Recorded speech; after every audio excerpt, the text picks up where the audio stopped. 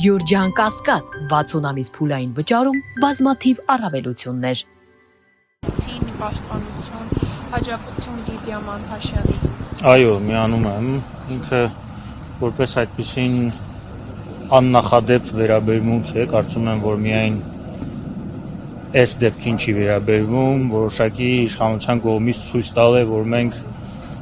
կին տղամարդ չենք նայելու ու դեռ մի բան էլ թող չմտածեն, որ տենց սերով պաշտպանված են, ինչ կարող ենք անել, եթե հանկարծ փորձ լինի այդպես օգտագործել նաև կանանց քաղաքական պրոցեսների մեջ։ Միանշանակ այն ինչ որ կատարվում է եւ ոչ միայն սա ցույց է տալիս, որ դեմոկրատիայի անվան տակ իշխանության եկածը գործողությունների մեջ ոչ միայն իրականացնում է հակառակը, այլև իր կողմից այդպես սիրված նախկին իշխանություններին կարող է դաս տալ, թե ինչպես կարելի է բան անել, ճնշել հակառակ թևին, որովհետև զուտ համեմատականության համար եմ ուզում բերել, որպեսզի իմ ասածը ավելի հիմնավոր լինի, մարդիկ հստակ համացանցում իրենց դեմքերով ուղիղ ներազգային ատելություն են տարածում, որը որ ազգային անվտանգության անմիջական սպառնալիք է եւ գտնվում են հովանավորության տակ եւ շարունակում են ելի տարածել, այն պարագայում, երբ որ մարդիկ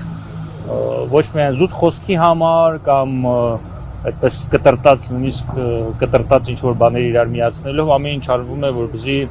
քաղաքական ընդդիմությանը ցույց տան, թե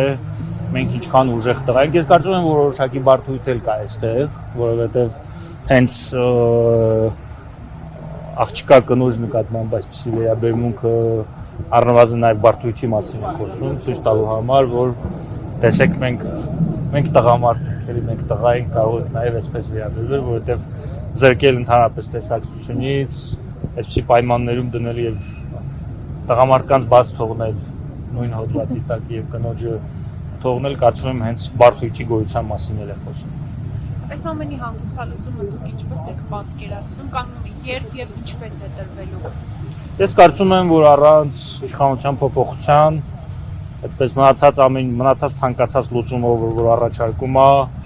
կամ ինքնախապեյությամբ բազբաղված, կամ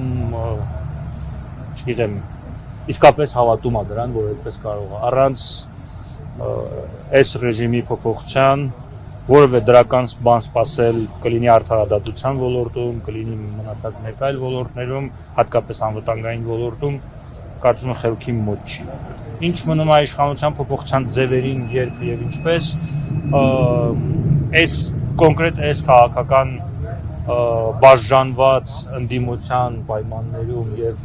իրար ավելի շատ խփելու, քան թե Նիկոլ Փաշինյանին խփելու տրամաբանության մեջ ցավոք սրտի ես չեմ տեսնում։ Լուծում պատկերացնում եմ, որ ընդդիմադիր քաղաքական ուժերը պետք է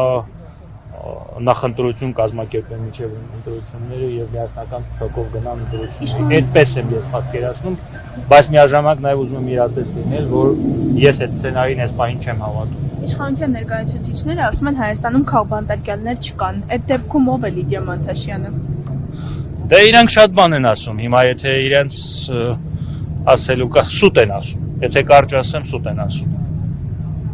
Շնորհակալություն։